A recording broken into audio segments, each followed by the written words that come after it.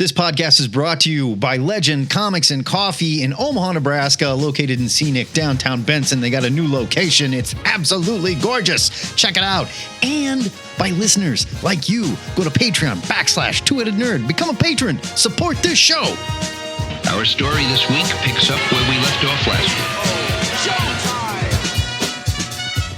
Broadcasting from the ZIGGURAT at Omaha in caverns deep below the metro area, where our brains were transplanted into a killing machine before transplanting brains into killing machines was cool.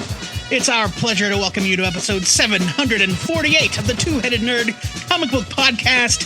I'm your head number one, the internet's Joe Patrick. I'm your head number two. My name is Matt Baum. In this exciting episode, the Cosmic Longbox has evolved yet again, and it demands to know, who the hell is Deathlok? That's right, we made it a show. We're celebrating Deathlok's 50th anniversary with the help of the THN Historian, Mr. Jason Sacks, and then Joe and I are going to read and discuss several different versions of the character, and hopefully, by the end, our sentient Cosmic Longbox will know more about Marvel's cybernetic demolisher, and if you're not careful, you just might learn something too.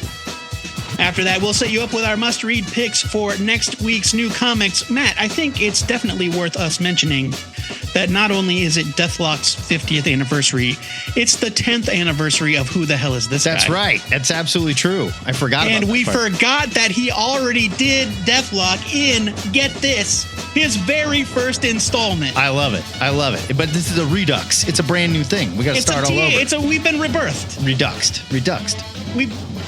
Reduxed. Okay. I mean, I think redux just means again. Yeah. But okay.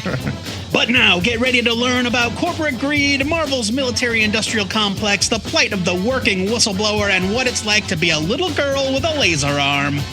It's Who the Hell Is This Guy time! In the ZIGGURAT!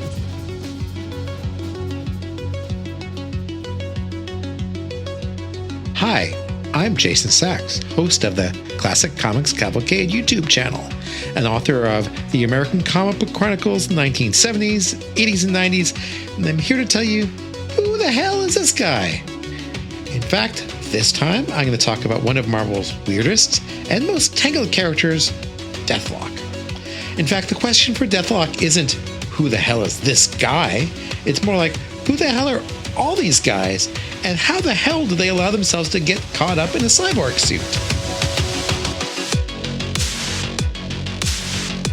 Deathlok was, deep breath, Luther Manning, Michael Collins, Jack Truman, Henry Hayes, Gemma Simmons, and a few other miscellaneous people.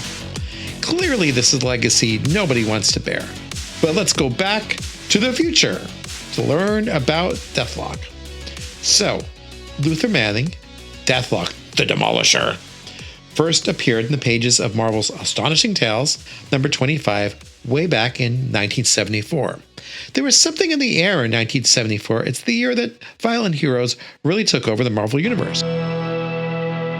We have the debuts of Punisher, Wolverine, Deathlok, violent heroes who you'd never seen before in comics, who were kind of out of fashion in comics up until that time. Something about that year of Watergate really grabbed people's attention, created some anger. Deathlok was a cyborg, a survivor of a gruesome military injury during a war that was held in the far-flung future of 1990. Manning was near death, suffering the end of his life when he woke up and found himself trapped in a cyborg's body. Half his face is rotted, half his face is covered in metal, and the rest of him is super strong, enhanced by bionics, which were all the rage in the 70s. Deathlok also has a computer trapped inside his head, well, like we all do these days. And he rages through that far future world fighting the evil corporate regimes which flung up during that time, ultimately battling Simon Riker's super tank and a very strange dude called the Warwolf. It's all very crazy stuff. So fused with the massively 70s energy, it feels a bit like an extremely brainy, way overwordy trauma film. I gotta say, honestly, I'm just not a huge fan of this incarnation of Deathlok. The story is weird and meandering and feels a bit fanboyish, while the storytelling is some of the most confusing I've ever read. But the series has its fans, and many people love Deathlok for its oddball energy and commitment to its themes. Their character was co-created by artist Rich Buckler and writer Doug Mensch. Buckler was drawing the Fantastic Four during the same time, so he was kind of a big Marvel star, a big effing deal. Well, Munch had established a toehold in the Marvel Universe, mainly writing comics on the edge of the line at the time.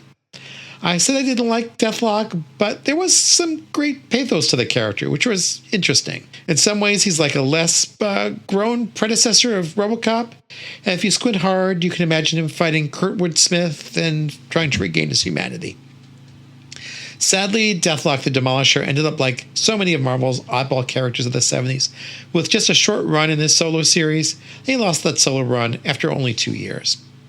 But finally, the team of J.M. DeMatteis and Mike Zeck ended Manning's saga in Captain America 286 through 288, 1983, with a grand finale. It turns out Deathlok was to be a pawn in the attempt by Roxxon Oil to take over complete control of the USA. Damn those oil companies. And Cap and Deathlok lead a team of freedom fighters who defeat the bad guys. Small tangent here. I love DeMatteis' run of Captain America because Cap's hero isn't just his fighting ability, but his spirit. And Captain makes a speech in this issue about Luther Manning's dreams, which is wonderfully powerful. And that powers Manning to fight until he's the only one who can save the world from the evil Hellinger. And when Manning screams, "I'm not a machine, Hellinger, you got that? Not now or ever. I'm a man, I'm a man, I'm a man!" We're right there with him. Hell yeah. So Luther Manning went out on top. And 7 years later, in 1990, Michael Collins took on the mantle as the new Deathlok. And this is a fish of a very different color. Now, though it was implied that Manning might be black, new writers Dwayne McDuffie and Gregory Wright made racism text rather than subtext. Michael Collins is a brilliant engineer and a devoted family member who happened to be black. Yeah, big deal, I hear you say, but for an American comic in the early 90s to make the lead character of an action comic black, unless he's a Black Panther, that's a pretty damn big deal. In this kickoff 4-issue miniseries drawn by Jackson Geis, Scott Williams, Dennis Cowan, and Rick Magyar, the pacifist Collins has his brain transported into the ultimate killing machine by that self-same Roxxon Corporation. Damn those oil companies. He gets on a mission to battle some freedom fighters who threaten Roxxon's billions. But of course, Collins has another mission in mind as well. As he monologues, "I haven't always been like this. I used to be a man named Michael Collins. It was Cybertech, a Roxxon company, that put me inside this thing. They made me a murderer.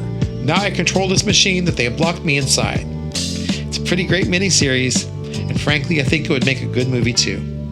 I really appreciate the tensions in Collins, between his anger and his pacifism, between his brains and his body, between his intelligence and his passions. This is a series well worth looking for. In 1991, Deathlok received his own ongoing series, which lasted for 34 issues and 2 annuals. McDuffie stayed on the series for some 16 issues, which did a great job of playing with the characters and tropes of the Marvel Universe in unique ways. For instance, Collins teams up with the detective Misty Knight for a story arc that deals with racism and many of the same veiled symbols as the X-Men deals with outsiderness. You probably know how Misty has a cybernetic arm, and Collins and Knight bond over the idea of each being cyborgs. But their relationship touches on more than just that. There's talk of freighted issues like passing, on the co-opting of offensive words by minorities, on the idea of otherness. This is all intentional by McDuffie, who is a tremendously well-read and articulate man. The ideas of W.B. Du Bois were going through his head as he wrote these sequences, and you can feel the depth of thought come through. Yeah, I bet you weren't expecting this kind of talk when you hit play on this podcast. I'm not going to linger on these ideas, except it was way, way deeper than I expected this comic to be. I always passed by Deathlok on the stands in the 90s, so it was a wonderful discovery to find it for this show. As I mentioned, McDuffie left the series after issue 16, a pretty rotten Infinity War tie-in in which Deathlok fights a kind of nasty doppelganger. It's a bummer of an ending, which set the table for the mediocre work that followed as the book fell into that super dumb mid-90s mindset enabled by the always uninteresting Gregory Wright. Even when Wright brings back Luther Manning for a 4-issue battle with Collins to end the series, bad art and dumb action make the series nearly unreadable for me. Though we get a happy ending as the Time Variance Authority put Michael Collins in a parallel dimension where he can find happiness with his family. Alrighty, what do we have left? Now it's 1999. And Marvel is truly desperate for sales in the light of a comic market that's collapsed by about 90% since the launch of the previous Deathlok series. But 1999's Deathlok has a secret weapon. It's part of Marvel's revolutionary M-Tech line, which features not cyborgs, but cybernetic heroes. Okay, M-Tech was a massive flop, but it gave us Jack Truman as an unrelated character named Deathlok, who's part of a team of cybernetically enhanced S.H.I.E.L.D. agents who get sent on missions for the agency. Truman has an ironic name and has a consciousness transferred to a great killing machine when his body gets destroyed. There's not much pathos or drama with this guy, aside from the fact he didn't like being a cyborg, and, Joe Casey wrote it, and Leonardo Manco drew it, and I wish I had something interesting to say about this series, but it's really kind of meh. I do like the very final twist when we have Truman encased in a completely metallic body who can force his brain into the body of an asshole who has abused him. That might have been a reasonably clever idea for a series, but this Deathlok just ain't worth the time. In the 2005 Black Panther series, writer Reginald Hudlin and artist John Romita Jr. have Ulysses Klaue invade Wakanda with the help of mindless corpses of some reanimated Iraq war vets, dubbed Deathloks. A decent storyline with a tangent for this project. Moving on. 2010 Marvel Knights. Deathlok by Charlie Houston and Lan Medina. Mike Travers is a mercenary who works, of course, for Roxxon Corporation. Hate the oil companies. For them, he fights endless wars which are broadcast on TV. Travers is the biggest star for Roxxon's wars because he's such a hot dog. In the heat of a battle, like egotism causes a bomb to blow up under Travers. So, of course, Roxxon creates a super soldier who's created of the remaining Travers stock along with what's left of Manning's brain. At first, it looks like Roxxon's created the ultimate soldier known as Deathlok. However, it quickly becomes clear that Deathlok is unwilling to become a pawn of the corporate machine. Desperate to find Manning's wife and son, the combined mental forces of Travers and Manning make kindling of Roxxon's military might, while subconsciously the duo fight off viruses and other cybernetic stimuli created to destroy Deathlok's brain. Yeah, I didn't like this one. I didn't quite follow it. I'm not a big fan of Lan Medina's art. All the heads he draws exploding. The story was such a lame dystopian satire. And the art is terrible. And the dialogue is terrible. Then, 2014 brought us yet another new Deathlok, thanks to Nate Edmondson and Mike Perkins. Henry Hayes was an Iraq vet with a leg prosthesis and a mission he doesn't quite know about. Hayes works for a Doctors Without Borders type organization, traveling the world and helping injured people. At the same time, he's a vicious, mind-controlled warrior out to stop enemies of S.H.I.E.L.D. Eventually, Hayes gains control of himself at the end of this 10-issue series. What a shock! And, spurred on by Domino, seeks his revenge, reverts back to human, and transfers his brain to another of his tormentors. Yeah, this Deathlok series is just fine. Nothing too terrible. And Mike Perkins' art was nice, but again, just kind of a solid action saga and not much more. Then we get to all the miscellaneous Deathloks over the years. Gemma from the TV show Agents of S.H.I.E.L.D. becomes a Deathlok in the comics adaptation of that show in order to save her life. On Agents of S.H.I.E.L.D., the TV show, there's a Deathlok who mostly looks human because he has some special powers. Didn't see that season. There's a Deathlok in Uncanny X-Force, a pretty great storyline by Rick Remender and Jerome Opeña. I think Opeña might have drawn the best Deathlok over the years. The whole nasty Deathlok Nation storyline is really fun. And there's still more Deathloks, some from the Iron Man 2020 event, someone called Deathlok It, and there's an appearance on the Kitty Hulk cartoon. And heck, this Deathlok character just keeps popping up whether you want him or not. So, it's the 50th anniversary of Deathlok. What is Deathlok? It's an idea, it's a concept, it's a group of people who somehow got thrown into bodies, hated their lives, talked to computers, were betrayed by evil corporations. It's kind of the same thing over and over again. I said at the beginning, I didn't really like Deathlok. Coming to the end after reading all these comics, hate to say it, unless you read the Dwayne McDuffie storyline, which is actually pretty freaking great, it's one to stay away from. I'm Jason Sacks. That was Who the Hell Was That Guy?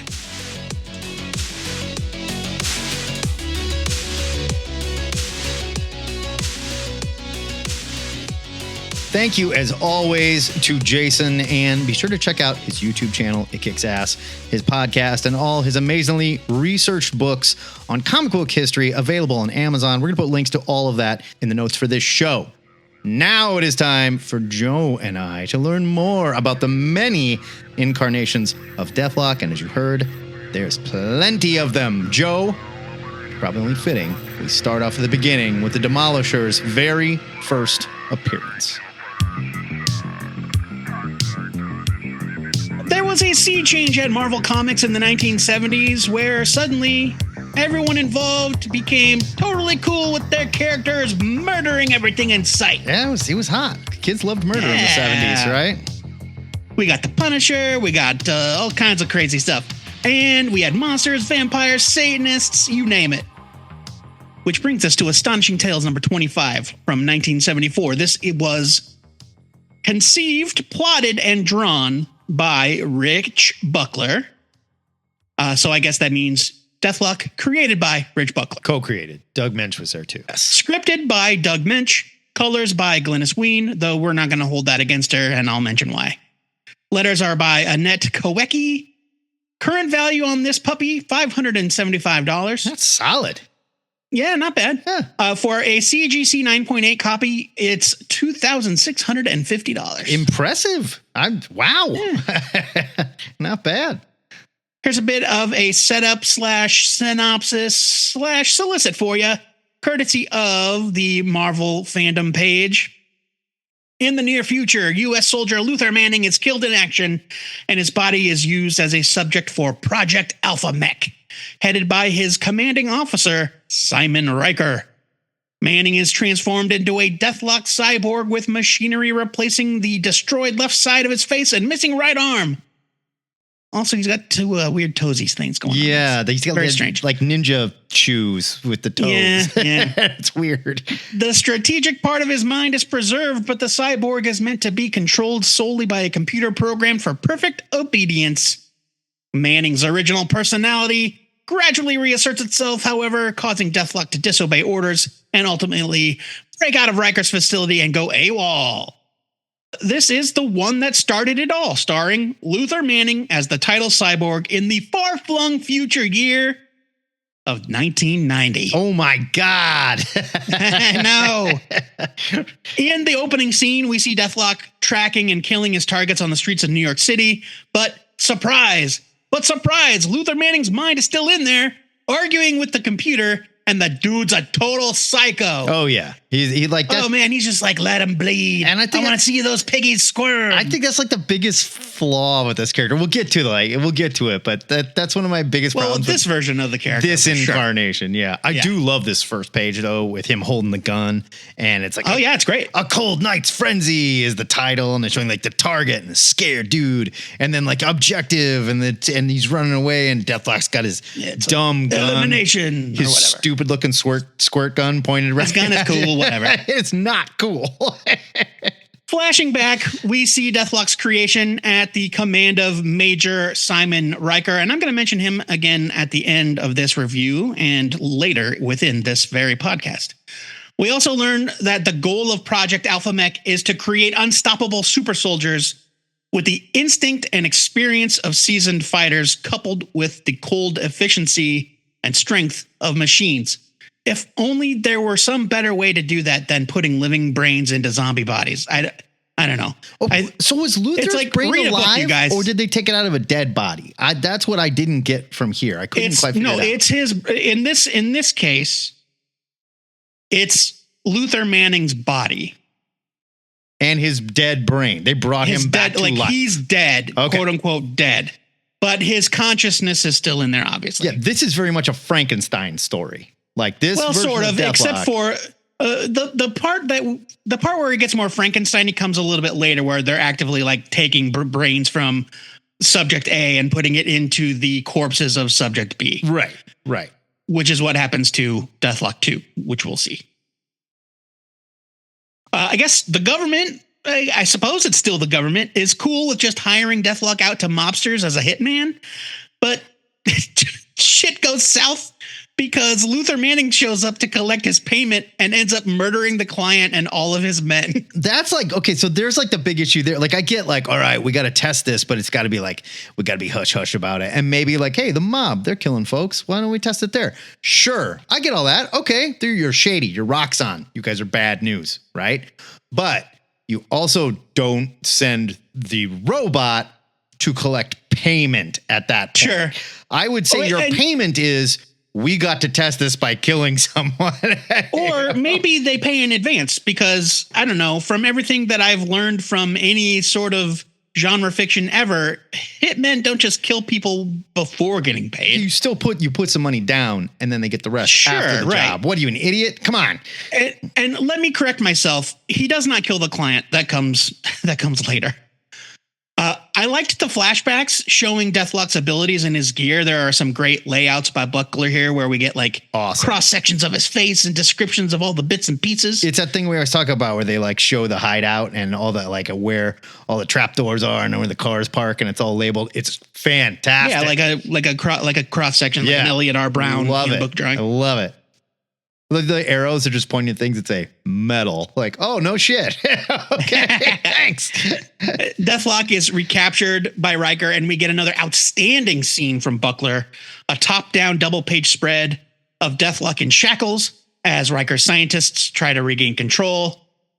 But tough shit, nerds. Manning is in the driver's seat now. Yeah, man. And he talks to them out loud in his own voice, and they freak out.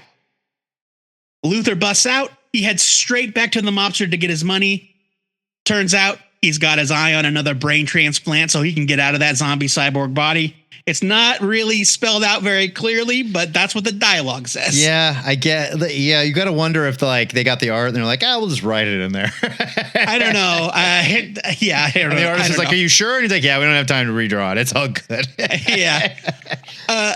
In a bizarre twist, both the mobster and Major Riker are revealed to be cyborgs / robots. Sure. Well, okay. I don't think it's necessarily that bizarre of a twist. I think it got to a point because I remember like reading this. I was like, he just threw a knife through a dude.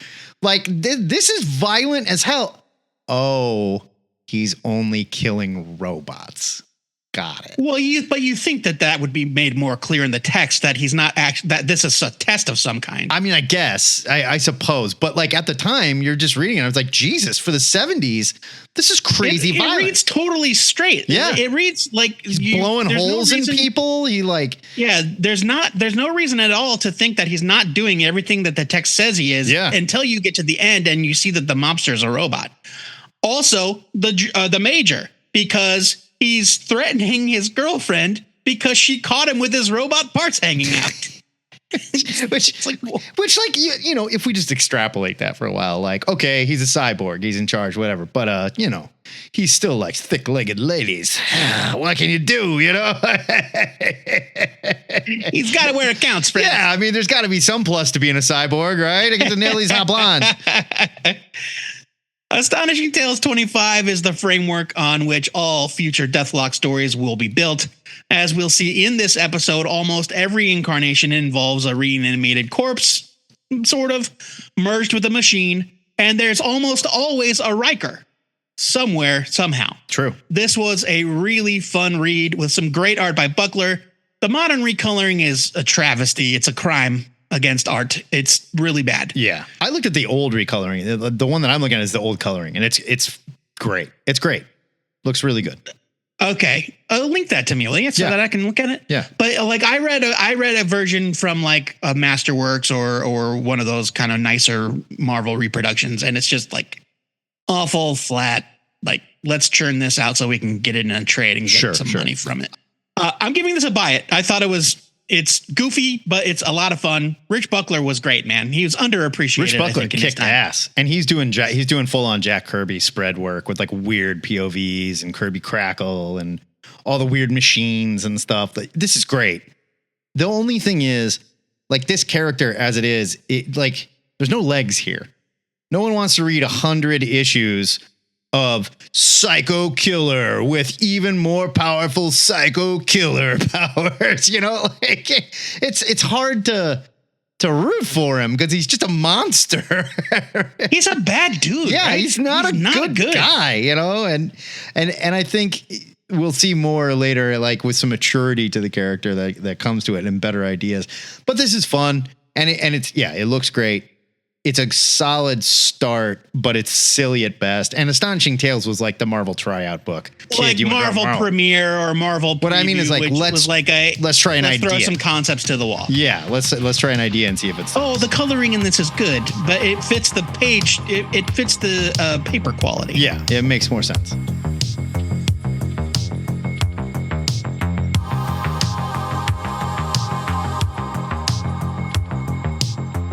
For our next incarnation of Deathlok, we jump to the far-flung future of 1990. Coincidence, Joe? I think not. This is Deathlok #1 from Marvel 1990. It's written by Dwayne McDuffie with cover by Joe Jusko. And let me tell you, this is one of those covers that as a kid is just like tattooed on my brain. When I saw this Joe Jusko painting, I was like, I don't care what's inside. Take my money. This rules. In 1990, I was in junior high school, and I was probably getting on occasion things like Comic Shop News and not the Comics Buyer's Guide, Comics Values Monthly, the precursors to Wizard. Yeah. And this book, and Marvel Age, this book was the shit. Totally. This was the hype in 1990. Well, and it was like prestige. It was thicker. It was a 4-issue miniseries. Like, this book was sexy as hell. Man. Yep. I still own these. And let me tell you, the art on the inside by Jackson Geiss, just as good. Damn, this book looks good. I had never read these before. Oh, I love this miniseries so much. Inks by Scott Williams, colors by Gregory Wright, Paul Mounts, and Brad Vacanta. Letters by Richard Starkings before he owned Comic Craft, right? It's only $10 in near mint, $87.50 CGC 9.8, which just seems wrong. That just seems wrong. I think 1990, they were probably everywhere. They printed a million of these. They printed a million. It's not in print right now, but there was a hardcover that came out that called The Living Nightmare of Michael Collins that you can get your hands on. It is a goddamn crime this is not in print right now. But then again, I agree. It tells you the state of Deathlok, the character. Yes. Well, here's your setup. I wrote this, and you'll find it on Marvel Fandom. The Brains of the Operation. That's your story title. I think it was already edited. After the event. Somebody already edited it. Did they seriously? Those jackasses? Just to fix the formatting, it said. Oh, okay. To fix the formatting. After the events of Marvel Comics Presents number 62, John Kelly's brain is no longer viable. We basically see him fry his own brain in Marvel Comics Presents while he's trying to break out. And the Deathlok program is at a standstill. Michael Collins had been working as a software engineer for a cybernetic division of Roxxon when he discovers the true nature of his work, creating and maintaining a prototype cybernetic soldier. In a crisis of conscience, Michael, family man, pacifist with a son, decides he can't continue working on the project, but when he tries to quit, his boss, Harlan Riker, drugs him, removes his goddamn brain. Harlan Riker. Yeah. And Michael wakes up inside the very weapon he helped create, Deathlok. But thanks to his talents as a software engineer, he has more control than Roxxon knows. Dun, dun, dun. That's a kick-ass synopsis, Matt Bomb. Thank you. So this mini's success would kick off the 1991 Deathlok series by McDuffie. He wrote 16 issues of it. Jason was just talking about it, and I 100% agree with him. If you're going to read one Deathlok series, read the Dwayne McDuffie one. So and you can stop at 16. Yes, and you can feel free to stop at 16. Because it ends on a real bummer. Now, like, one of the things that they did, and this is the 90s, and like, look, sure, Sam was around as a Falcon and Black Panther was around, but we didn't have a lot of, Luke Cage was around, didn't have his own book. We didn't have a lot of black men as the main character in their solo book. So point of order here. Jason makes a point of saying in his segment Now, you'll forgive us for referring to it as though you didn't just hear it, everybody, but we listened to it earlier, and Jason makes a point of mentioning that there was some hints and coding in those original Deathlok stories to indicate that maybe Luther Manning was black. Yeah, they just never showed it. But they never just came on and said They it. never showed it. This character happens to be a black man. He's definitely black. Yeah, and he's a genius. And what we have is basically... He was black. Yeah, okay, fair. And now he's gray. Well, unless first dude was black too, which was hinted at, but we don't know for certain. Well, I don't think this is the same body. Yes, same body. This is the same body. They took the brain out. From the Marvel Comics Presents guy. Yes. So they but not from the 70s guy. His brain was put in there. And in the beginning, he was created by Alpha Mech, Project Alpha Mech. It was Roxxon. Marvel Comics Presents like, nope, it's Roxxon, and it's in regular Marvel continuity. So well, that's just the thing is that Deathlok, his history is mutable. Right. And later, we may find out that, nope, this Deathlok was sent back in time by someone that's sending Deathloks back in time to do certain things. Again, if it's the same Deathlok, I couldn't tell you if it's the same Deathlok. Yeah, it's hard to know. But in its core, this is a whistleblower's tale. Collins, like I said, he's a pacifist. He discovers what he's working on and he wants no part of it. And so he's like a much more tragic character, like a Hulk type character. He's not a soldier like the other guys, the psychopaths that were inside Deathlok's body. He doesn't want to do this. And we get a lot of really good like family moments where he's with his kid playing this video game. Well, what do you want to do? I designed this video game for you. And he's like, I want to get this big gun and shoot all this. And he's like, there's a lot more that makes a hero than just having a big gun. So it's ironic when he ends up inside a killing machine's body with a big gun. He still has a stupid gun, but they give him a big gun too. I mean, yeah. Yeah. I tell you, this panel where he breaks out and he's like ripping all of the gorgeous cables off of him. Gorgeous. That's the one that I saw that they advertised. That's the one, the cover. Yes. And then this panel, they're like, check this shit out. And that's why everybody wanted Deathlok. And it's this guy's doing like a different style. He's really young here, but man, it is sharp and it is detailed. I mean, different from the style that he gets famous for, right? I mean, this was 4 years after his X Factor work. So, I mean, this is a lot cleaner than a lot of stuff he did on X Factor, though. You got to admit that. I mean, like, this is clean, detailed, sexy lines. The Inker does Inker works magic. Yeah. Scott Williams, super talented guy. Yeah. Makes sense. Scott Williams, more famously known as the longtime artistic partner of Jim Lee. And this very much, you can tell Scott Williams brought a little Jim Lee magic to it. A little bit of Lee flair. Yeah. But hey, it's 1990. Jim Lee was selling pretty well at the time. So, I mean, there are some panels where it's like Jim Lee may have drawn this. Absolutely. I mean, it's a gorgeous looking book. I really like the angle here, though. He's able to take over Deathlok, not because he's a badass. He's a software engineer and he could think like this. And he gets inside the computer and he's like, oh, now it's just easier to do my job because I'm actually inside the computer. Like, that's a great twist. Really clever. And McDuffie, it's really good here in showing like, look, this is not a killer. This is not a badass. He's just a brilliant guy and a pacifist. So this is like a really sad story. Right. And really, it's the first time we like meet a Deathlok that you can root for, right? A Deathlok that's like trying to be a hero. Sure. He even has this crisis of conscience in here where he like puts a gun in his mouth and's like, I can't do this. I don't want to be a killing machine. And in that moment starts thinking about his kid. And he's like, he was trying to teach his kid a better lesson. Yeah. And he was like, I cannot just take my life, and quit. I got to try to be a hero too. Boom. Deathlok the hero. Suddenly we got a RoboCop story here, right?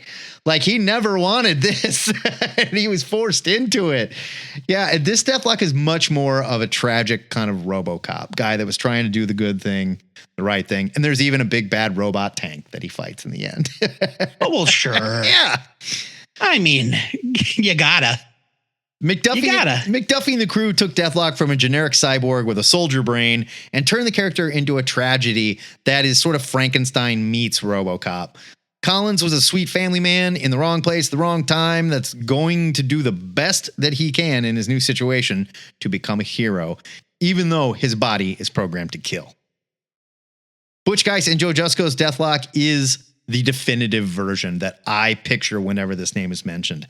And this is the story that created that definitive version. I'm giving this a huge buy it. This is my Deathlok right here, man. Oh, hell yeah. So, yes, this was my introduction to Deathlok outside of, say, like a mention in the handbook or whatever. Right. This was the first time I ever remember Deathlok being like an actual active participant in the Marvel Universe. Yeah, yeah. Like, I remember there's like a very famous Captain America cover from the early 80s where it's Deathlok and he's got Cap in his sights. He's like looking through the scope of his weird squirt gun. I love that. I think it's a Mike Zeck cover. Yeah. And it's like, oh yeah, Deathlok, sure. I remember, I know what that guy is, but I've never read him before this. And this was, when I think of Deathlok, I think of Michael Collins. And totally. I thought this was fantastic because I thought, I was expecting, I'll be quite honest with you, I was expecting to think it was silly and dumb in like a very 90s extreme way.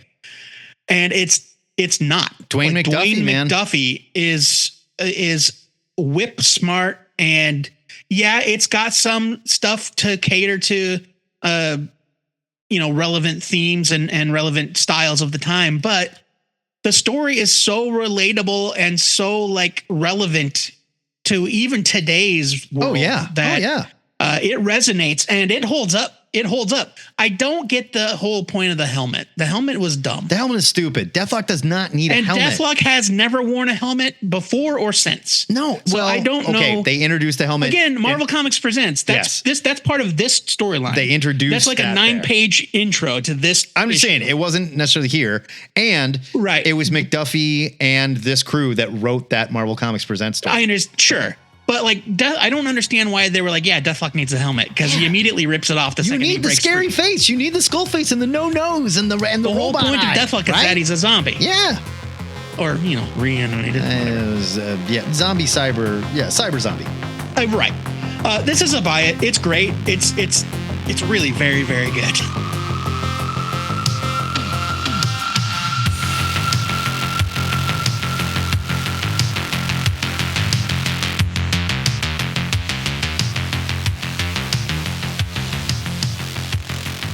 And 9 years later, the Marvel Universe is a Blade Runner-esque Terminatrix-inspired nightmare. Terminatrix is the wrong thing. Remember 1999? It was terrifying. Yeah, man. Wow. We all had cybernetic robots cars stalking the streets. Flying police cars. Oh, God, I hated it. Like very, very low-flying militarized jets. This is Deathlok number 1. From 1999, this one's written by Joe Casey with art by Leonardo Manco, colors by Mariana Manco, letters by John Babcock, cover by Joe Quesada. I'd never stopped to look closely enough to realize this was a Joe Quesada cover. It's a kick-ass cover. And it's a great cover, but it doesn't look like Joe Quesada. Oh, I disagree. Am I wrong? I disagree. There's wires everywhere and no, wait, this is totally Joey Q. No question. But it's kind of gritty looking. Well, it was M-Tech, bro. They were trying to make a statement. Oh, because it's inked by Jay Lee. There you go. So it looks different. It's not clean like Joe Quesada, but yeah. So I just my brain, it never registered. It's there. You can see it. Well, now that I know it, yeah, I see it. It is $3 in unslabbed condition, which I am imagining is not too far off from cover price. Probably. There is no CGC census data for this comic book. Yeah, the whole M-Tech line never really took off. Go figure. Yeah. And I'm going to talk about that a little bit. Here is your setup. Weird science meets biomechanized warfare in this gritty series starring Marvel's mighty Cyborg. Deathlok, half man, half robot, has escaped the inner sanctum of S.H.I.E.L.D., with his consciousness trapped inside 6-year-old Billy Bailey. That is a huge spoiler, Marvel.com. Yeah. But whatever. Well, look, this didn't sell. Sure. Who cares? This was from Marvel.com, by the way. Will Deathlok see the completion of his human form? Question mark. Part of the M-Tech event, a new saga for a new Deathlok begins here. M-Tech was a Marvel imprint that spun off from the X-Men arc Rage Against the Machine. I had blocked that out of my mind completely, but it was real and I lived it. Yeah. X-51, Warlock. Ooh. Yes. Ooh. The titles focused on high-tech heroes and consisted of 3 completely unrelated books. Warlock. Not Adam Warlock, but New Mutants Warlock. The techno-organic New Mutants character, except it wasn't him because none of these books are in continuity. No. X-51, a.k.a. Machine Man, and this Deathlok, which exists in a version of the Marvel Universe that can't possibly be the Marvel Universe we're reading about in all of our other books. I don't believe it is. This is like I think all these books future. are out of continuity. Yeah, this is a future. It took a little research, but it turns out that this version of Deathlok actually began its life in the pages of Casey and Ladron's Cable, where we see the incident that Nick Fury hints at in this issue. So maybe it is in continuity. I don't know. Well, or maybe all of Joe Casey's Cable is not in continuity. Possible future continuity. This Cable we're talking about. Everything's in Cable's continuity, who baby. Knows? It doesn't. He goes body slide by 1 to 1906 in the Sure, right. The answer to all of these questions is who fucking cares? Yeah. It doesn't matter. Yeah. All of these stories are irrelevant now. Right. This didn't make it more than 7 issues, so don't worry. You're right. At the end of that original story in Cable number 62, SHIELD agent Jack Truman is presumed dead after an explosion on the helicarrier. But wait, Truman lived and is left in the clutches of, get this, X-Tech Op, the SHIELD Weird Science Division that you may remember from our Elektra Assassin episodes. Okay, listener, at this point, I know you're like, why do I care? I don't want to know anything about it. Look, this was the 90s. This is what it was like. And we are reading it and telling you about it so you don't have to. Okay. No word yet on whether or not there were any floating blue ogres. I don't know. Aside from Fury's vague mention, none of that is spelled out in this issue other than Truman's name. Instead, we see the machine side of Deathlok, or like at this point, it's just a robot running amok in Las Vegas. It has escaped. And that is interspersed with scenes of young Billy living a normal life as Truman's memories start to reassert themselves. Well, we know now that they're Truman's memories, but earlier in the issue, you're just like, this kid is having some psychotic visions. Yeah, and this Deathlok is not like, it doesn't have a human face or no. It's a robot. It's right now. It's a robot. Straight up and robot. According to the text written by Marvel, like the solicitation text, they are like prepping his human form. Right. So like it's not, he's still cooking. He looks like they're going to put skin over him. He's got teeth. Yeah. He's got a skeleton. Yeah. Right. It's like the Terminator body without the Arnold But stuff. they did, when they ordered this, they said, make the skeleton as sharp as possible with as many angular pointy parts as you can get onto it. It's very angular. Yeah. So if he falls on you, you're dead. Like you got stabbed 1,000 times. Yeah, it's true. So poor Billy's having these like traumatic memories kick in while he's in like the lunch line at school. It's a bad scene. I like this setup a lot. We're teasing a bit. Setup's but great. I love the setup. Like the analytical machine body is kind of like narrating the story with dictionary entries that fit each scene. Yeah, it's cool. Which is a super clever way to do it. Joe Casey, man, that guy's super smart. I know. He's great. Meanwhile, it's implied that an X-Tech Op agent stuck Truman's mind inside of his own kid's brain while they try to get the runaway body ready for action. It is creepy as hell and perfectly in keeping with previous X-Tech Op behavior that we are privy to. True. There's no mention of Riker in this that I noticed, but I'm not sure if he pops up later in the run or not. This is easily almost always a Riker, but this Deathlok is almost completely removed. I think they were going for complete departure, a reboot. Let's try and do Deathlok and sell it without any of the stuff that we think was holding back Deathlok sales. I totally agree with you. Wonderfully gritty art from Manko from start to finish. I do not love the coloring. No, it's so muddy. It's like Mrs. Manko, I don't know if Mrs. Manko, I guess, I don't know, just got her first copy of Photoshop and can't get enough of those fancy color effects. Yeah. There's like lens flares on everything, weird, ugly gradients. More saturation, more saturation, more saturation. It's like, what if this background went from pink to bright white? Yeah. It's like, okay, I don't know. Like we said a minute ago, this version of Deathlok is a departure from what came before it, and Marvel's entire M-Tech experiment was not long for the world. Still, it features a lot of great work and interesting themes from Joe Casey and Leonardo Manco. I'm giving this a buy it because I think that it's very clever, the story that they're trying to set up.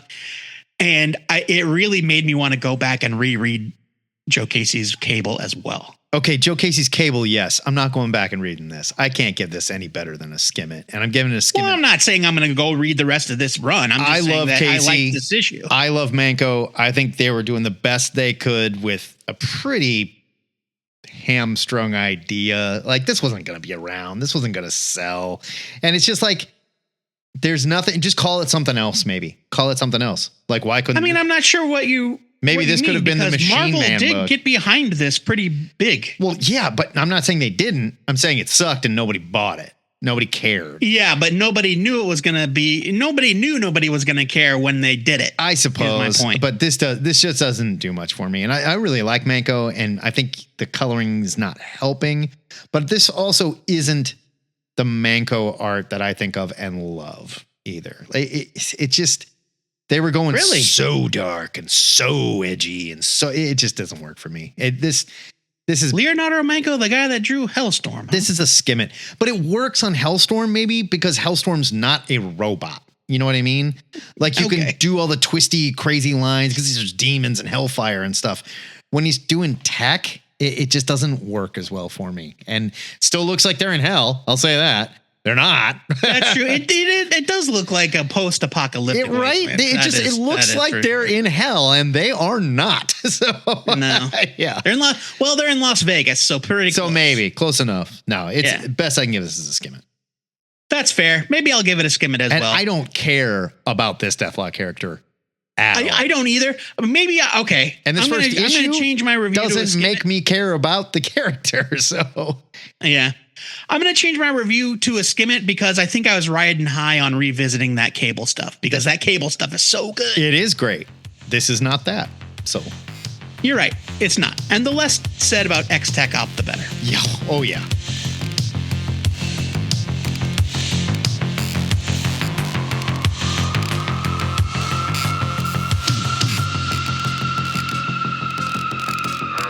Back in 2010, one Wolverine book was not enough. So we got Wolverine, Weapon X running at the same time. Today we're going to talk about Wolverine, Weapon X. Number 11 is the beginning of a new, let's say, push for Deathlok. A different Deathlok than we've ever seen. This was from Marvel. Cover date was May 2010. Written by Jason Aaron. Cover and art by Ron Garney. Colors by Jason Keith. Letters by VC's Corey Pettit. This is $3 in near mint, which is 50 cents more than the cover price. And again, there are no graded copies, which surprises me. But it's Wolverine. Here's your setup. Tomorrow Dies Today, Part 1. Enter Deathlok Prime, a cyborg killing machine from Earth 10511, where Roxxon rules the world with an iron corporate fist. This new Deathlok isn't alone, though, and he's been sent from the future to kill several key targets to ensure Roxxon gains control of Earth 616. But before world domination, Deathlok Prime and company will have to take out Wolverine and the recently resurrected Steve Rogers. Hey, yo, Steve Rogers. So Deathlok Prime, we are back to straight killing machine. No humanity at all. In this future, Roxxon figured it out. I don't know if they stopped putting brains in people's heads or whatever. He's still a dead guy, but he's completely under their control, right? This is way less RoboCop and full on Terminator. So much so definitely that Deathlok would still today kind of is this time traveling soldier that is sent back in time to do certain things. And it's always by Roxxon in this evil future, right? Steve had just come back from the dead after he was killed in the wake of Civil War. I love that him and Wolverine are reconnecting in their civilian clothes here. They're like going to bars and Nightcrawler's their designated driver. It was like a nice little breath for everything after Steve came back and the Civil War ended. There's a lot of this issue that is just Cap and Wolvie talking in bars. It is beautifully drawn by Garney, though. It's a really wild time for the X-Men. They were living in Utopia, which was another island nation, the first X-Men island nation. Wolvie had a girlfriend. He had just left the Avengers. But like I said, this isn't Deathlok heavy, but it does set up the Deathlok that I think still carries through to today as far as this character's main push, right? I honestly couldn't tell you. I think so. I really couldn't tell you. And it's just big Terminator vibes. Deathlok Prime later is going to go on to join X-Force. We'll talk about that in a minute. But this one is just full on killing people in hospitals and taking axes to the heart. Not a problem. Yeah. We don't learn much about Deathlok Prime here, but like I mentioned, he will become a reprogrammed hero and even change his name to Peacelock for a time, which is so stupid. This version of the character was a plot device at best that would have some fun moments in X-Men and X-Force, but ultimately was Aaron's clever way of answering the question, why didn't Skynet just send a bunch of Terminators back in time? Right? Yeah, right. I'm giving this a buy because it's a great issue. I think by this time, we had seen the Deathlok thing done so many times that this is probably, the cleverest and easiest thing they can do with this character, making him more of a Terminator and making lots of him to make him an actual threat and a plot device. And he does become something cool. This is definitely not my favorite Deathlok. I'm going to give Aaron points for the cleverness of the idea behind this Deathlok, and the storyline is fun. It's a fun story. Yeah, no, this is a buy it from me as well. I forgotten about this storyline. And this was the first time I remember seeing Deathlok as an army. Yeah. Like the idea that you could have an army of the them. idea that they always wanted to build more, but he kept never did. He kept escaping and going AWOL and shit or whatever. Because the human brain always got in the way. And I think that's why, I say it's clever that Aaron is the logical conclusion is sooner or later they figure this out. And then they start sending these guys back in time because they're dead. Who cares? Except they don't, because Deathlok Prime is the same thing where it's like the human side was like, oops, nope. Or rather, spoilers for the rest of the storyline. The bottom line is that something happens where this version of Deathlok again becomes a hero because its better nature wins out. Yeah. And so it's like, even in the future where they think they've cracked the Deathlok problem, they haven't.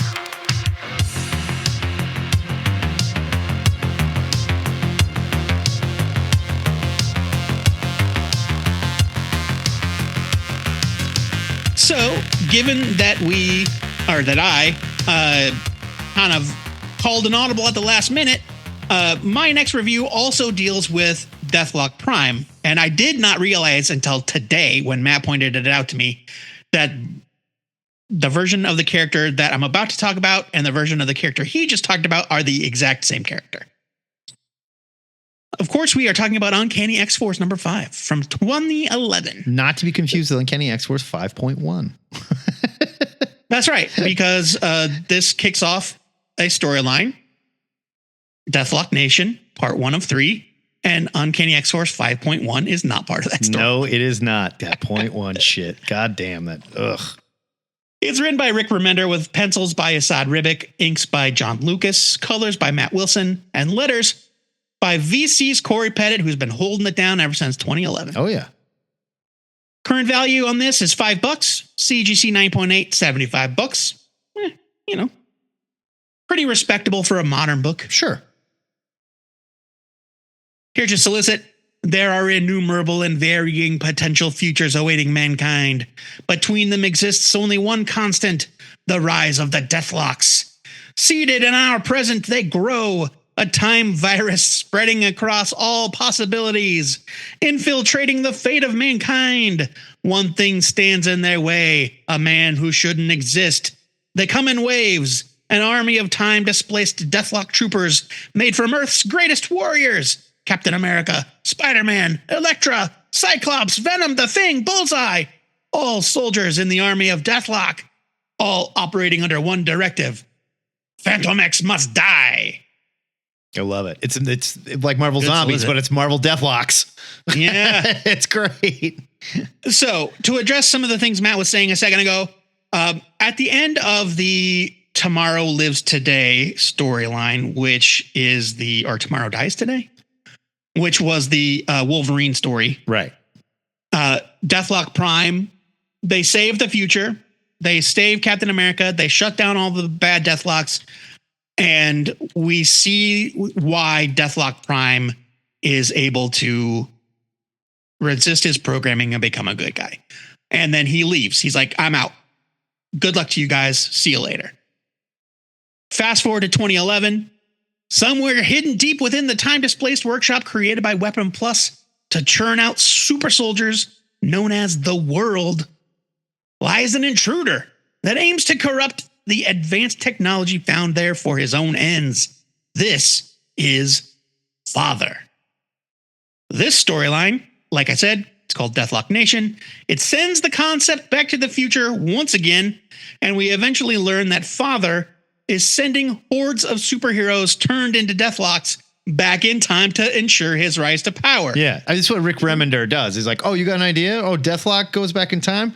Watch my Deathlok go back in time. What if my Deathlok is also the Thing and Spider-Man and Cyclops? Yeah, it's bad. The battle between the cyborged future heroes and Phantom X is brutal. Spider-Man kills Phantom X's mama. Spider-Lock, not Spider-Man. Yeah. Yeah. I mean, we got to separate that. Spider-Man does not kill Phantom X's mom, kids. Settle down. Spider-Man. Spider-Lock. And corrupted by Cyborg, by Spider-Man. This issue also features some nice character work from Remender, where we learn that Deadpool, of all people, is struggling with Phantom X's decision to kill the young reincarnation of Apocalypse. Or did he? Yeah, well... and that Wade has been working for X-Force for free. He has not cashed any of Warren Worthington's checks. He is really trying to be a hero. Yeah, he wants to impress Wolverine. It's cute. Well, he wants to do the right thing, and Wolverine keeps giving him shit, and Warren is like, yo, dude, Deadpool's here for the right reasons. Right. The issue ends with Phantom X crash landing in Eva, the spaceship that is also his central nervous system. Only to come face to face with Deathlok Prime from Wolverine Weapon X, and it is a cliffhanger. So that last panel is so kick. It really is. God damn, Deathlok Prime makes a return. Still a good guy, here to help. Presumably, you'll have to read the rest of Deathlok Nation to find out. Like I said, I had no idea that this was the same character as the Wolverine Weapon X book, but I chose this one because this was the first time we see the idea that anyone can be a Deathlok. Deathlok is not the man. Deathlok is the technology. Right. And all you need for the technology to make a Deathlok is a body, a dead body, or a willing body. I think they've established that, though. I mean, like, they've always wanted to make more Deathlocks. Sure. As we saw in Wolverine Weapon X. Right. And the Deathlok itself is not a person. It is a technology. It's right. But this is the first time we saw, to my knowledge, that we saw like, oh shit, there's a Captain America Deathlok. Oh shit, there's a Spider-Man Deathlok. Like there's a future where they got a hold of all the heroes and Deathlocked them, basically. Yeah. It's a great premise. It's executed with brilliant writing and art by Remender and Ribic, who was born to draw Marvel's death-dealing zombie cyborg. Like Matt said, that last page is worth the price of admission. This is a huge buy it. Uncanny X-Force by Rick Remender and his various artistic collaborators is definitely must-read stuff. Oh, without a doubt. This whole run, incredible. Rick Remender taking the idea of Deathlok to its logical extension and as crazy as it could possibly go. I'm not saying I need to read a Marvel Deathlocks miniseries or anything. I've had enough of the Marvel zombies to last me forever. This is a huge buy it, though. And again, I think Remender is smart enough to look back at like the McDuffie stuff and say, okay, what's great about that character? It's not necessarily that we can turn the Thing into Deathlok or we can turn, Spider-Man into Deathlok. That's clever. That's a great plot point. But what's great about this character is he doesn't want to do the thing he's been sent to do. And right. What makes Deathlok is the fact that the two halves of the personality are at odds. Right. He can the rage against the machine. Literally, he can fight and control himself, whereas these other Deathlocks cannot and whatnot. And that's what separates him and makes him special. It's way closer. This Deathlok Prime is way closer to the Michael Collins kind of Deathlok. This is the closest thing to like the first two versions of Deathlok that we've gotten. And it's great. I love it. Huge buy.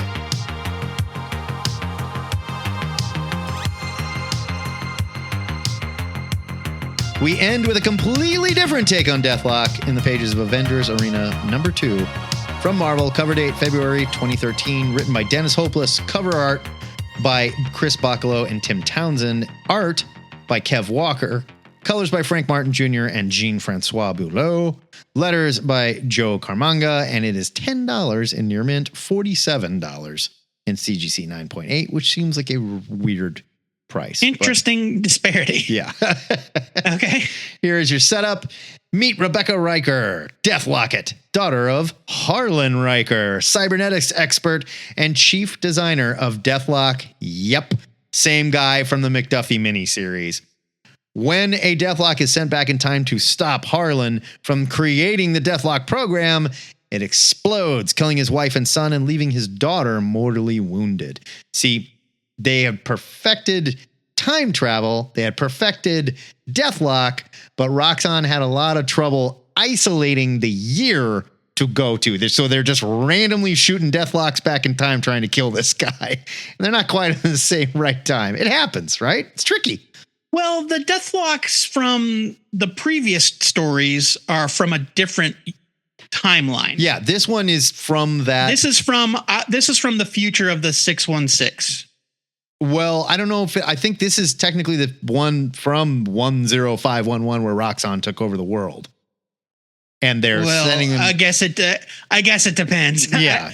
But this is, like you said, this is like Michael Collins is in the 616. Yes. So that's where they end up. That's where this version of Riker is from. Right. So with no other choice and his daughter mortally wounded, Harlan turns her into a cyborg to save her life using the same Deathlok tech. And now Becca finds herself trapped on an island run by Arcade, forced to fight other young superpowered children to the death for her own survival. Becca is the newest take that is still very similar to what we got with like a Michael Collins. Never asked for this, right? Never wanted it. Very much a tragic type character, but also a little girl. They did the thing that Joe Casey didn't have the balls to do, possibly, and stick the kid in the Deathlok armor. Like, I don't know. That's a different kind of story. Right. But yeah. But Becca has very little control of her Deathlok tech. It's like a completely separate thing. It's connected to her, but it's like if someone threatens her, it's like danger, and it opens fire, and she's like, no. Right. This Deathlok is more of like a $6 million man sort of take on the character. Very close to DC's Cyborg. Dad even says like, I can fix you. I can make you better. When he's trying to save her life. She's the first Deathlok made with living tissue too. And that's a huge breakthrough. Like Dad realizes it during flashbacks, and the flashbacks are great. It's very RoboCop where they like, the colors are sort of washed out blue, so you sort of feel like you're seeing it through like a monitor in her brain or something, where she's waking up like berserk, and he's like, "Darling, you're awake. I saved you. I did it." You know, it's great. But he realizes because he's using human, like living human tissue, the human has way more control than when they use dead bodies, right? And maybe that was always the problem. I don't know. Well, but the whole deal was that they didn't want the human to have control. That was the point of the 90s books. So. I mean, I guess. I don't know. But this is also why she's not a robotic killing machine, too. Right. I mean, his goal here was not to create a robotic killing machine. His goal was to save his daughter. So at this point, Harlan was not working for Roxxon. He's under S.H.I.E.L.D. watch, right? Because all that stuff has happened. And they break in and they're like, no, dude, you do not get to create any more robot death machines. They take Becca away from her. Everyone just assumes that she's a killing machine because Dad created Deathlok, the Demolisher, right? And anybody who knows that name is just like, oh, shit. So you're a murder machine, huh? Right? So it's instant judgment of this sweet little girl. She's so nice and she doesn't want any of this. Kev Walker barely designs this character, but I think he did that on purpose. Like he wants her to look like a little girl that just has Let me stop you right there. her design is that she looks like a little girl with a giant robot. So let me say what I'm saying. Let me hear me out. I think he did it on purpose because he wanted it to look like a little girl with this stuff slapped on her because dad was trying to save her life in a hurry and literally just connected the stuff to her. Rough and ready to go. But I'm saying, like, from an artistic perspective, that's not barely designing a character. No, but like he could have gone overly nuts, like Leonardo Manco. If you mean to say that she doesn't have a bunch of weird shit in a costume, then that is true. And like not even like DC's Cyborg, which is like a ridiculous design. Is it a cool design? Sure. But dad did that in a hurry to save his kid? Really?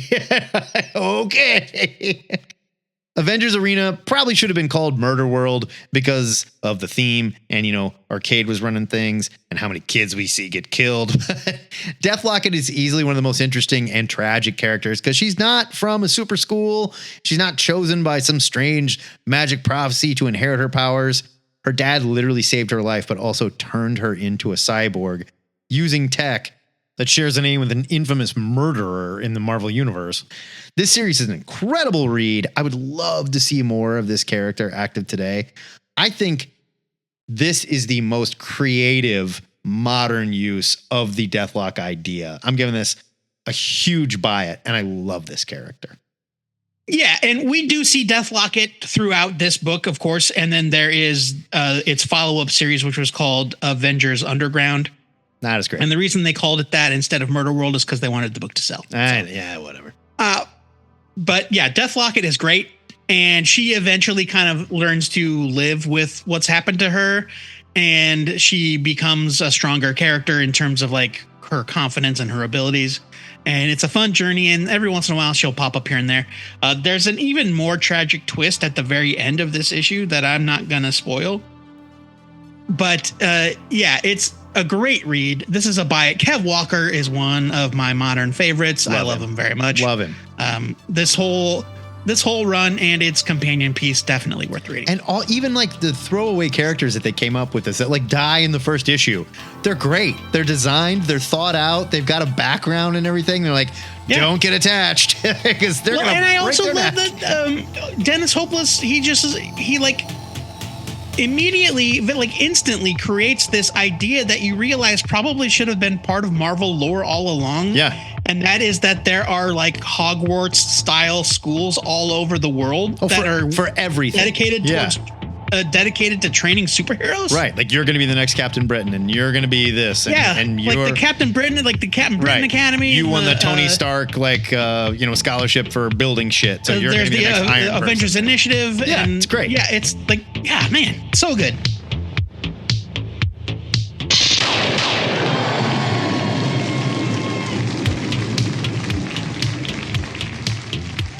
That does it for our investigation into who the hell is Deathlok, and of course, we wish him a happy 50th birthday. Before we go, Matt, the Cosmic Longbox wants to know which of these issues represented the best version of Deathlok and why it should go in the THN Permanent Collection. It is the 1990 Dwayne McDuffie, Michael Collins really Deathlok, and it's not close. McDuffie fleshed it out, made it what it is, and everything that we read after it still pays homage to this Deathlok. And I would argue, ultimately ends up back there, whether they think they're doing something different or not. Yeah, so not even close. Totally agree. Here's a fun little fact to close it out. Luther Manning comes from the future timeline of Earth 7484. Ooh. Deathlok Prime comes from that 10-11 universe. Oh, okay. And then we know that Michael Collins and the other guy are from the 616. Okay. So there you have it. There we are. Deathloks come from all over, and they come in all shapes and sizes. That's right. We should stop saying him and call Deathlok them. They. Truly. They. Truly they, them. Truly a non-binary character. Gender fluid.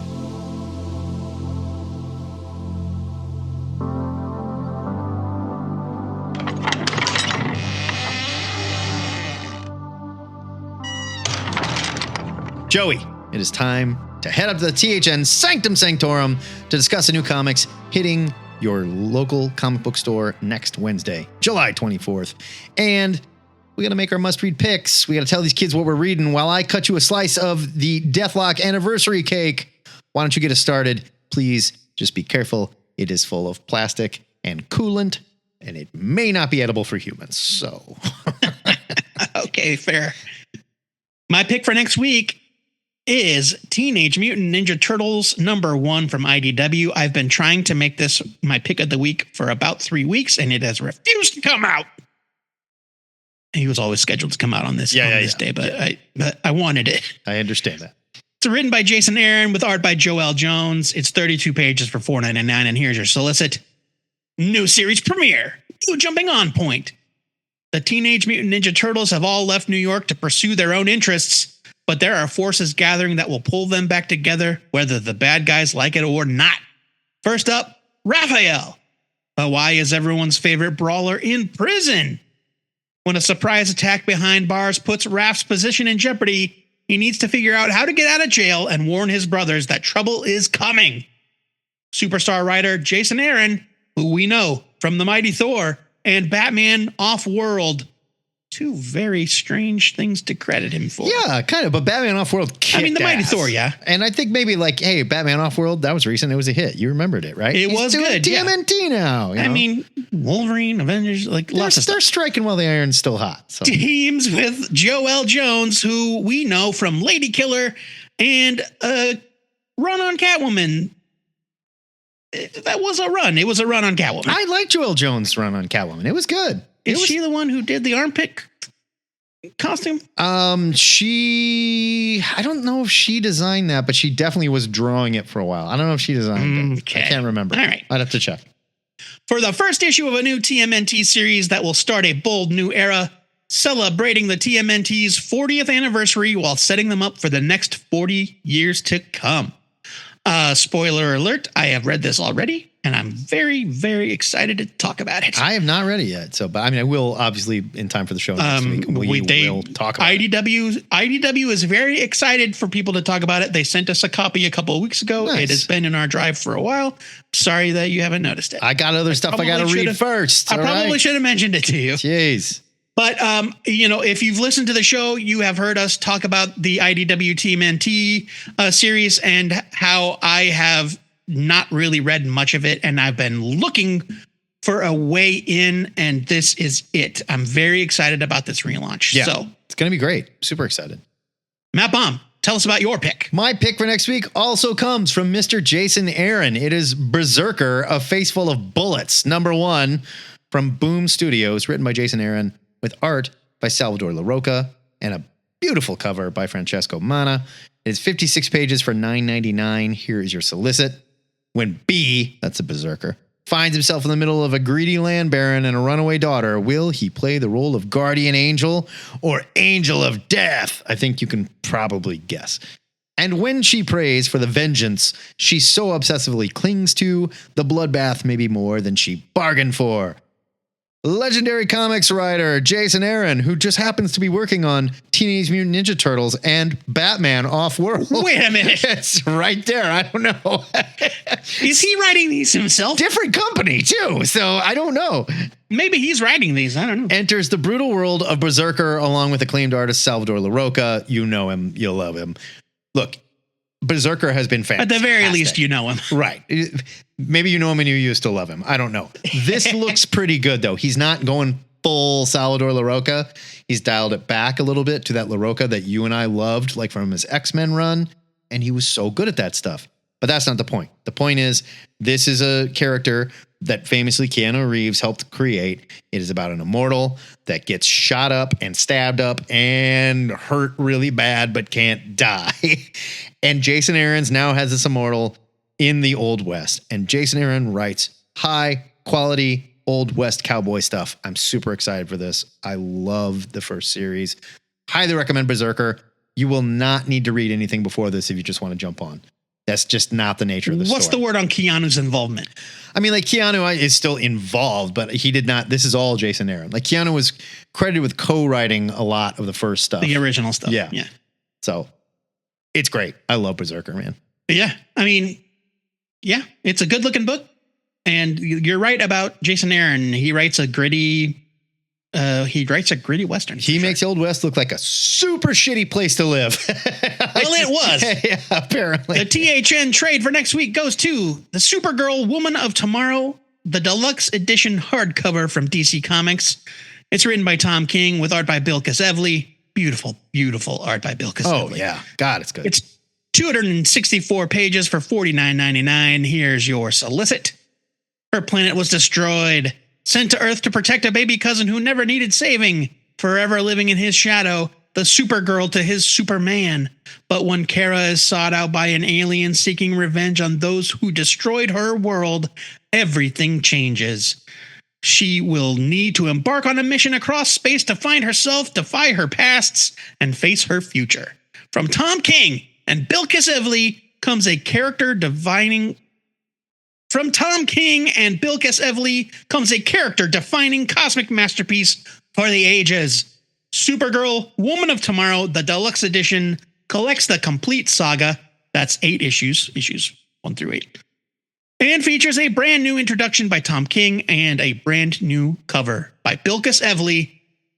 The never before published alternate script for issue 6. Why is there an alternate script? I don't know. And a treasure trove of behind the scenes artwork from Evely. Look, Supergirl Woman of Tomorrow was on a ton of people's best of the year lists. It was on ours. It was great. I think God, it was either good. Did one or both of us give it best miniseries? I don't remember. I gave it best miniseries, and you were like, me, Tom King. Me. Well, I don't think that's why. Yeah, I think you made a funny little sort of like pig girl noise. Like, yeah, I don't think that I don't think that's true. I don't think that I had read enough of it at the time, but this is a no-brainer. If you've heard everybody talking about it, it is a phenomenal piece of work. It is gorgeously drawn. So much content for $50 and a beautiful hardcover. Like, this is also say what you will, a heavy influence on the upcoming Supergirl movie. So, yes, you want to know what you're going to get a taste of? Supergirl. Here it is, right here. Excellent point, Matt Bob. James Gunn did not pay us for that. No, James Gunn hasn't paid us shit. And you know what? I'm going to need something. Otherwise, Bill's coming due, Gunn. I'm cutting this off. Done with this. Bill's coming due. Check out our show notes for more info on these comics and go out and grab them. Pre-order them. Let your retailer know that you want them so they're there when you get to the shop. All right? That way, you can read along with us, and next week, you can let us know what you thought. You can jump to the gang. Tell us, hey, you guys are bonkers. This stuff was garbage. Or, Matt, you should have picked NYX. It's going to be the best X-Man book ever done. Blech. Right? I'd love to hear from you. Let's talk about it. And you're wrong. That book looks bad. Oh, come on. It looks bad, Joe. It looks bad. Excelsior!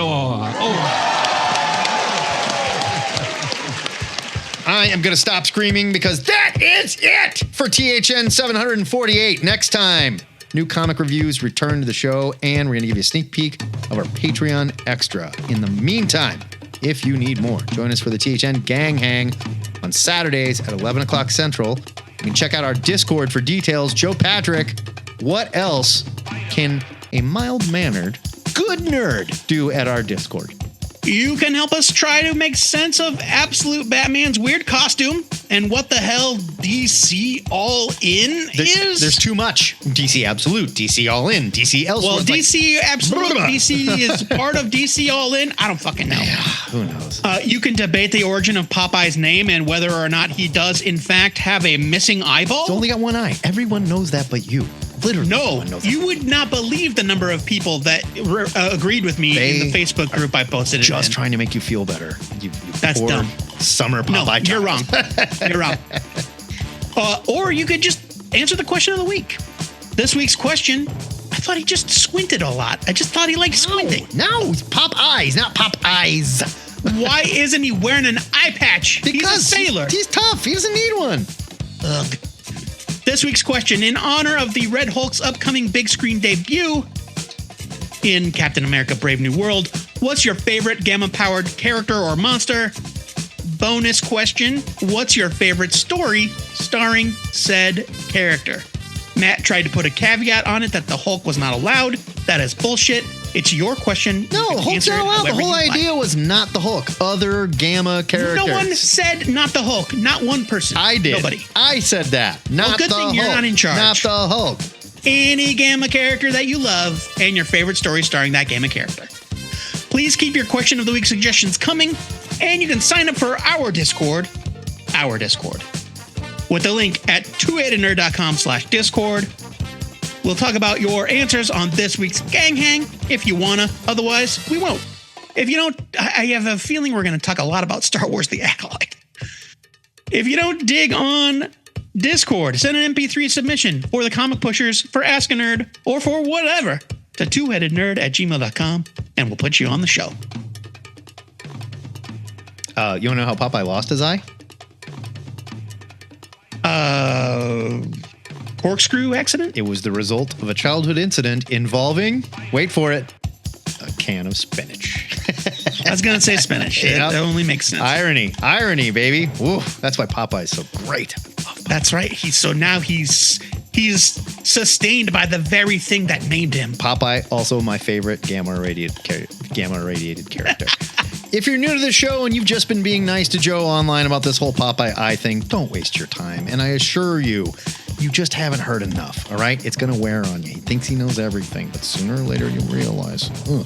The good news is you're going to hear the entire run of That THN don't make no sense. in our digital longbox archive at twoheadednerd.com.